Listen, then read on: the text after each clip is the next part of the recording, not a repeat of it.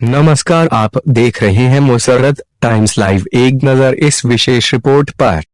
अरविंद केजरीवाल ने किराड़ी में सीवेज परियोजना की रखी नींव, कहा 4 साल के अंदर काम होगा पूरा। और क्या कहा सुने।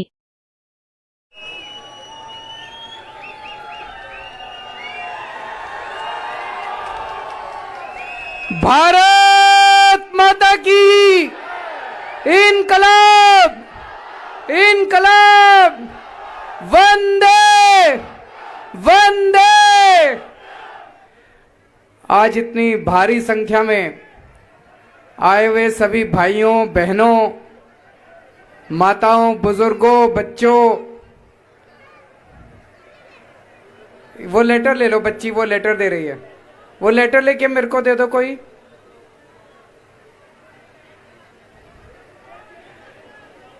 यहां पे आज आए हुए सभी भाइयों बहनों, माताओं, बुजुर्गों, बच्चों, सब लोगों को मेरा नमस्कार, सबको मेरा प्रणाम। दोस्तों, चुनाव के पहले मैं आया था आपके यहां, गली गली में घूमा था। आप लोग मेरे से नाराज थे। कई सारी सड़कें टूटी हुई थी, नालों में पानी बह रहा था, पानी की निकासी की समस्या, सीवर की समस्या, कई गलियां पूरी गंदगी से भरी हुई थी। कई बहनें, माताएं मेरे को अपनी अपनी गलियों में लेके गई, बोली देखो केजरीवाल जी कैसे नरक में रह रहे हैं हम लोग।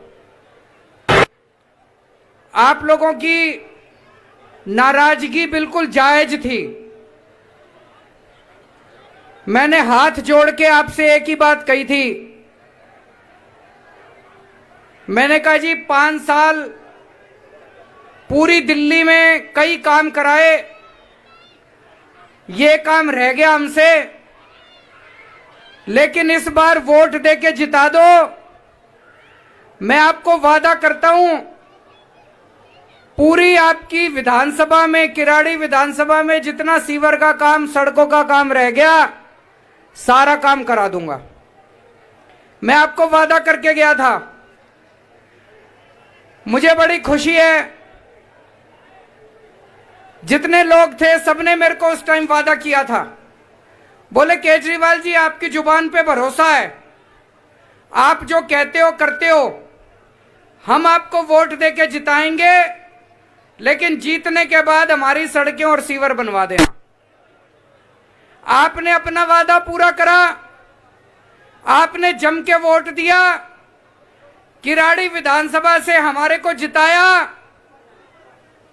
आज मैं अपना वादा पूरा करने के लिए आया हूं, आप लोगों के बीच में अपना वादा पूरा करने के लिए आया हूं। मैंने वादा किया था कि आप हमको वोट दे दोगे, हम आपके सीवर और सड़कें बनवा देंगे।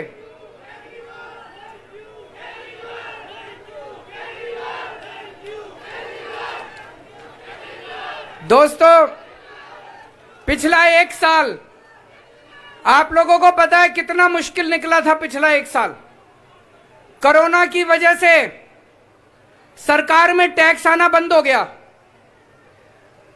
पिछले 1 साल बड़ी मुश्किल से गुजारे हमने सरकार के अंदर, बहुत मुश्किल से। सरकार में तनख्वाह देने के भी लाले पड़ गए थे एक बारी। एक तरफ तो टैक्स आना बंद हो गया, क्योंकि लोगों की रोजी रोटी बंद हो गई, दुकानें बंद हो गई, फैक्ट्रियां बंद हो गई, सरकार का टैक्स कहां से आएगा। और दूसरी तरफ सरकार का खर्चा भी बहुत बढ़ गया। कोरोना की वजह से लोगों का इलाज कराने का खर्चा, जब लॉकडाउन लगा था हमने जगह जगह 1 करोड़ लोगों को राशन बांटा था, जगह जगह लोगों के लिए खाने का इंतजाम करा था। जितने हमारे ऑटो वाले भाई हैं उनको 5-5 हजार रुपए महीना दिया था। काफी लोगों के लिए काम, तो खर्चे बढ़ गए थे सरकार के, आमदनी खत्म हो गई। ऐसे में मैंने जब अपने अफसरों को कहा, मैंने कहा भाई किराड़ी वालों का ये सीवर का काम कराना है, तो अफसर बोले जी पैसा नहीं है। ये सीवर का आपका जो काम हो रहा है, ये बहुत बड़ा काम है। 500 करोड़ रुपए का खर्चा आ रहा है जी इसके ऊपर, 500 करोड़ रुपए का।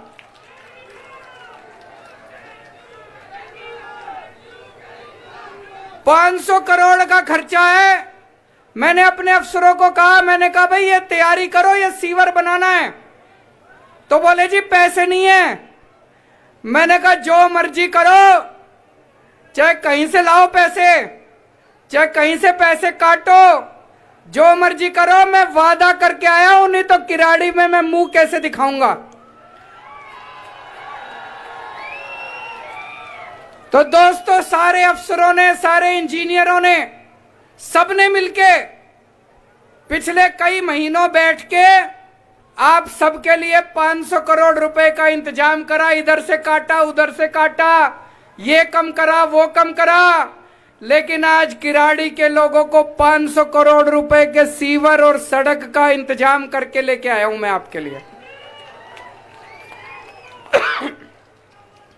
ये अब शुरू हो जाएगा आपका काम, सीवर का काम भी शुरू हो जाएगा। और सीवर जैसे जैसे बनता जाएगा, सारी सड़कें भी बन जाएंगी। तो जितनी आपकी कच्ची गलियां, सड़कें जो जो रह गई, किराड़ी के अंदर गली गली में, घर घर में पानी तो पहुंचा दिया। अब पूरे किराड़ी विधानसभा में कोई घर नहीं बचेगा, कोई गली नहीं बचेगी जिसमें सीवर नहीं होगा और जिसमें सड़क अच्छी नहीं होगी। सारा बन जाएगा, लेकिन थोड़ा टाइम लगेगा। इसमें कागजों में तो लिखा है 4 साल लगेंगे। बहुत बड़ा काम है ये जी, एक तरह से सबसे बड़ा काम हो रहा है सीवर का। 4 साल लगेंगे कागजों में लिखा है। लेकिन मैं अभी अपने इंजीनियरों से बात कर रहा था बैठ के, उन्होंने कहा जी अगर जनता का सहयोग रहा तो 4 साल से बहुत कम टाइम में बना देंगे। आप सब लोगों के सहयोग की जरूरत है। जब आपकी गली में काम करने के लिए आए तो किसी तरह की अड़चन मत करना, सब लोग सहयोग करना। मेरी उम्मीद है कि 4 साल से काफी कम टाइम के अंदर हम इस काम को पूरा कर देंगे। और मैं उम्मीद करता हूं कि जल्दी इसका उद्घाटन भी करने के लिए आएंगे। आज तो एक तरह से आधारशिला रखने आए हैं, काम शुरू करने आए हैं। जब आपका सीवर चालू हो गया तो उस दिन भी आऊंगा मैं आपका उद्घाटन करने के लिए इस काम का। दोस्तों, पिछले 70 साल में कच्ची कॉलोनियों के अंदर जितना काम पिछले 5 साल में हुआ है, आज तक मेरे को नहीं लगता किसी भी पार्टी ने करा है।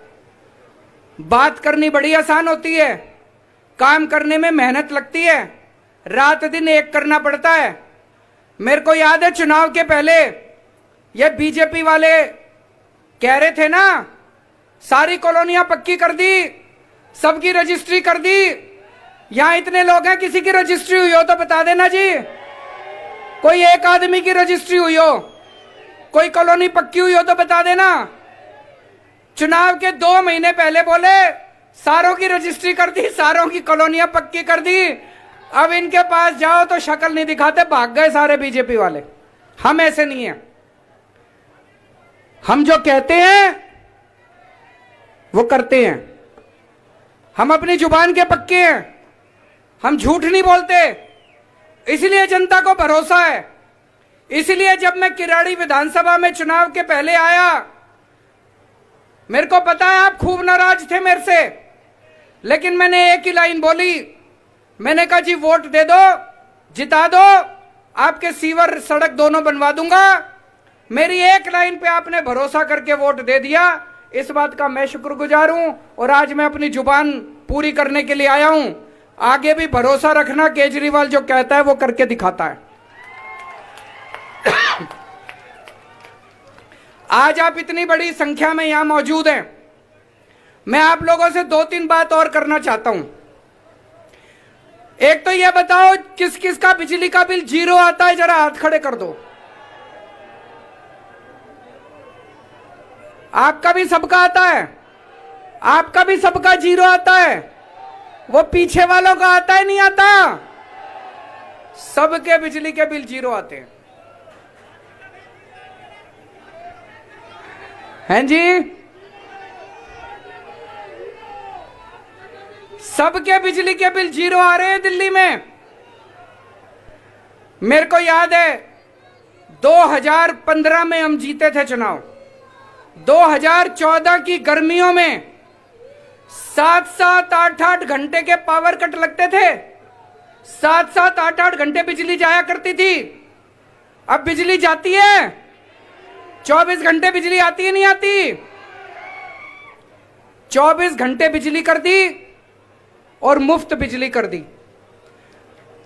पूरा देश नहीं, पूरी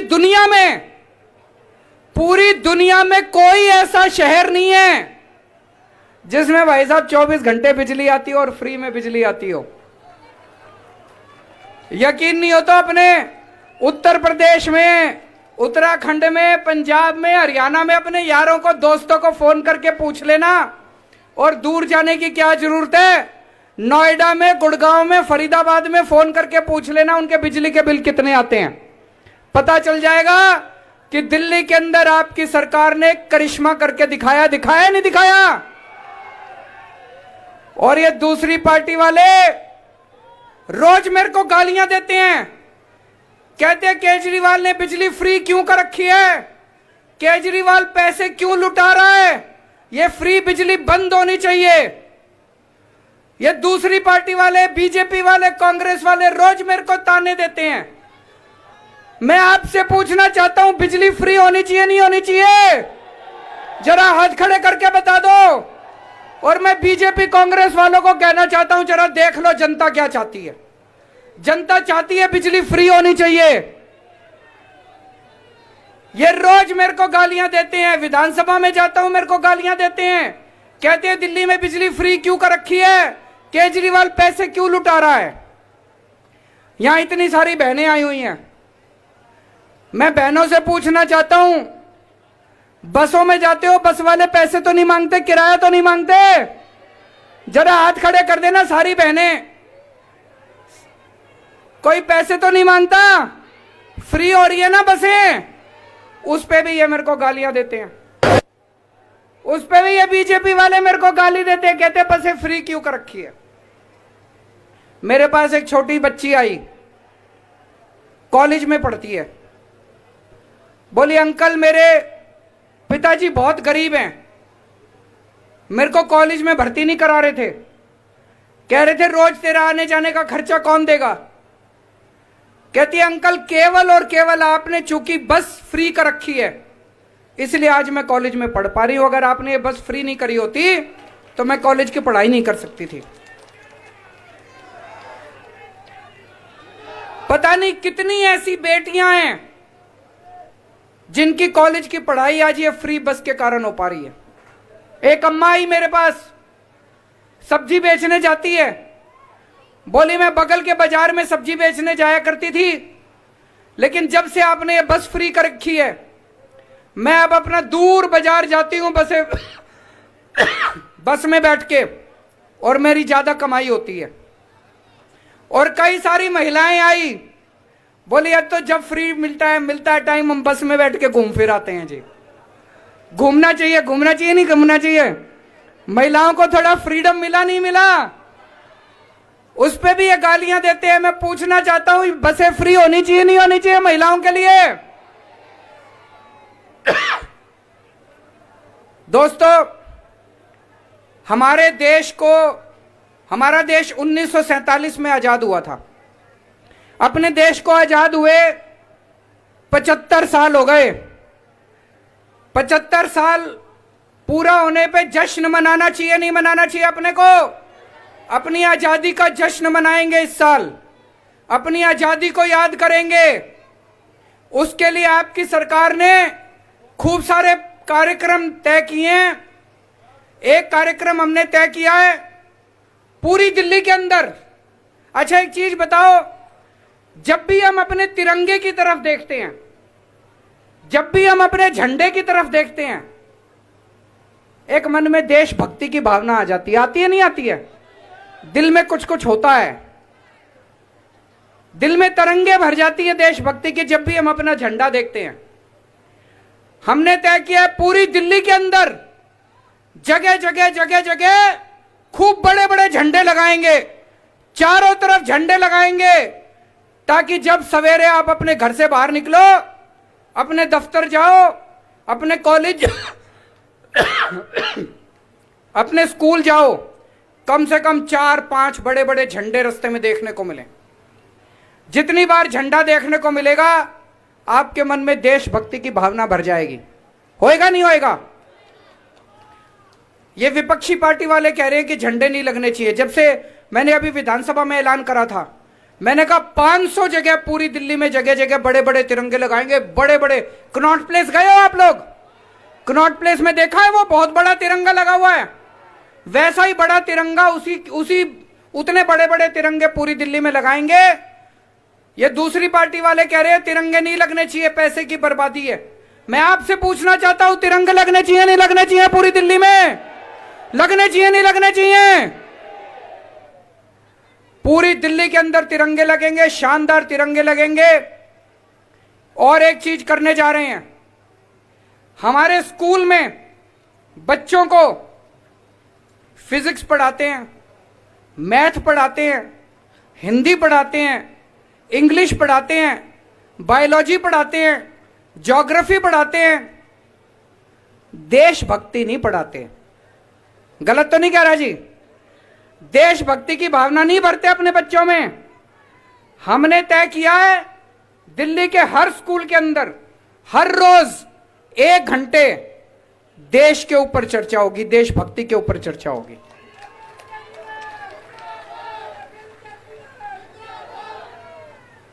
हमारे बच्चे जब स्कूल पूरा करके निकलेंगे, आज मैं आपको बता रहा हूं, एक एक बच्चा कट्टर देशभक्त होगा, अपनी भारत माता के लिए मरने कटने के लिए तैयार होगा जब वो अपने स्कूल से निकलेगा।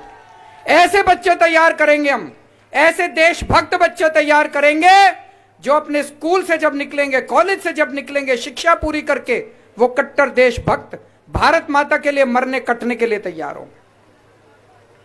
हमने तय किया है, भगत सिंह, शहीद आजम भगत सिंह, बाबा साहब अंबेडकर, इनके जो विचार थे, इनका जो पूरा जीवन था, इसको हम दिल्ली में घर घर में, हर घर के अंदर लेके जाएंगे, ताकि हर व्यक्ति देशभक्ति से ओतप्रोत हो, हर व्यक्ति को यह महसूस हो कि कितनी मुश्किल से हम लोगों को आजादी मिली थी।